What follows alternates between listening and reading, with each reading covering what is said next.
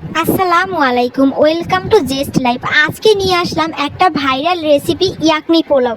কম বেশি সকলেই আমরা এই রেসিপিটা দেখেছি, তবে আজকের রেসিপিটা একটু ভিন্ন ধরনের হবে, তবে অথেন্টিক স্বাদ একদম বজায় রেখে। তো চলুন দেখে নেই মজাদার এই ঝটপট ইয়াকনি পোলাও রেসিপিটি। প্রথমেই আমি এখানে কিছু মশলা ব্লেন্ড করে নেব। এজন্য আস্ত জিরা, আস্ত ধনিয়া, তেজপাতা, লবঙ্গ, এলাচ, দারুচিনি, জায়ফল, জয়িত্রী, গোলমরিচ আর একটুখানি শাহি জিরা নিয়েছি। মোট কথা যেগুলো গরম মশলায় অ্যাড করা হয় সেই মশলাগুলোকে আমি একটুখানি হালকা ভেজে নেব। জাস্ট হালকা অল্প একটু সময় অল্প আঁচে ভেজে আমি এটাকে ব্লেন্ড করে নিব। এটা একটু যদি হালকা ভেজে নেওয়া হয় তাহলে একটা স্মুথ এটা ব্লেন্ড হবে এজন্য। তো দেখুন আমার মশলাগুলো একদমই তৈরি, খুব সুন্দরভাবে মশলা তৈরি করে নিয়েছি। তো এবার বাসমতি চালটাকে রেডি করে নেব। 250 গ্রাম চাল আমি এটাকে ভিজিয়ে রাখছি 20 মিনিটের জন্য। এপাশে আমি প্রেশার কুকারে রান্না করব, তাই 5 টেবিল চামচের মতো অয়েল এখানে ব্যবহার করছি। আর দিয়ে দিচ্ছি সামান্য একটুখানি জিরা, আস্ত জিরা দিয়ে দিয়েছি। তো জিরাটা দিয়ে আমি এটার সাথে পেঁয়াজ দিয়ে দেব। এখানে আমি 5টার মতো পেঁয়াজ কুচি করে রেখেছিলাম মিডিয়াম সাইজের। তো এটাকে খুব ভালোভাবে কষাবো, তবে এটাকে ব্রাউন করব না, একটু গোলাপি হয়ে গেলেই এটাতে আমি চিকেন অ্যাড করে দেব। আমি এখানে হাড় চিকেন ব্যবহার করছি, আপনারা চাইলে ব্রয়লার কিংবা যে কোনো ধরনের দেশি মুরগি ব্যবহার করতে পারেন, অথবা মাটন বিফ দিয়েও তৈরি করা যায়। তো এটাকে একটুখানি কষিয়ে আমি এটার মধ্যে যে মশলাগুলো আমি তৈরি করে রেখেছিলাম ব্লেন্ডারে ওটা দিয়ে আরেকটু কষাবো। অবশ্যই এইভাবে মশলা তৈরি করে তারপরে অ্যাড করবেন, তাহলে একদম অথেন্টিক স্বাদটা পাবেন। কোনো ধরনের ব্র্যান্ডেড গরম মশলা অ্যাড করতে যাবেন না, তাহলে স্বাদটা কিন্তু অনুরূপ আসবে না।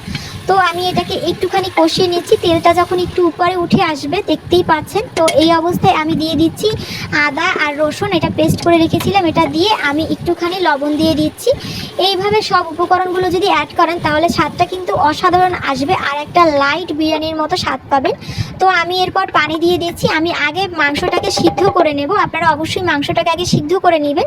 তো আমি এখানে চালের পরিমাপ করেই পানি দিয়েছিলাম। এখানে আমি 5টার মতো ছিটি দিয়ে নেব, যেহেতু আমার হাড় চিকেন এই জন্য। তো আমি এখানে চালের দ্বিগুণ পানি অ্যাড করেছিলাম, মানে 2 কাপ চাল ছিল, তো আমি এখানে 4 কাপ পানি অ্যাড করেছি ওই একই কাপ মেপে। তো এরপরে আমি এটাকে একটু নাড়াচাড়া দিয়ে নেব। আমার চিকেনটা কিন্তু সিদ্ধ হয়ে গিয়েছে পুরোপুরি। আমি এখানে এবার একটু দই অ্যাড করছি, টক দই, তবে একটুখানি চিনি অ্যাড করেছি স্বাদের জন্য, আপনারা চাইলে না দিলেও চলবে। তো আমি একটুখানি টক দই অ্যাড করে দিয়ে তারপরে কিছু আলু দিয়ে দিচ্ছি। আলুটা কিন্তু ম্যান্ডেটরি, সাধারণত বিরিয়ানিতে আলু দেওয়া হয় না, বাট এটা যেহেতু বিরিয়ানি নয় ইয়াকনি পোলাও একটু ডিফারেন্ট, তাই আলুটা ম্যান্ডেটরি। এরপরে আমি চাল দিয়ে দিচ্ছি, পানি ঝরিয়ে রেখেছিলাম আগে থেকেই। তো চালটা দিয়ে আমি এটাকে খুব ভালোভাবে নেড়েচেড়ে মিশিয়ে দিচ্ছি, আর কিচ্ছুই দেবো না, ব্যাস। এরপরে আমি ঢাকনাটা দিয়ে 2টো সিটি দিয়ে নেব। তো দেখুন আমার রান্না কিন্তু একদম তৈরি। কত তাড়াতাড়ি ঝটপট এই রেসিপিটা তৈরি করে ফেললাম। আমার ইয়াকনি পোলাও একদমই তৈরি। যারা তেল ঝাল মশলা খেতে পছন্দ করে না তাদের জন্য এটা একটা আদর্শ খাবার। আপনারা কিন্তু বাড়িতে গেস্ট আসলে খুব তাড়াতাড়ি এই রেসিপিটা তৈরি করে তাদেরকে খাইয়ে প্রশংসা পেতে পারেন। তো আজকের রেসিপি এ পর্যন্তই।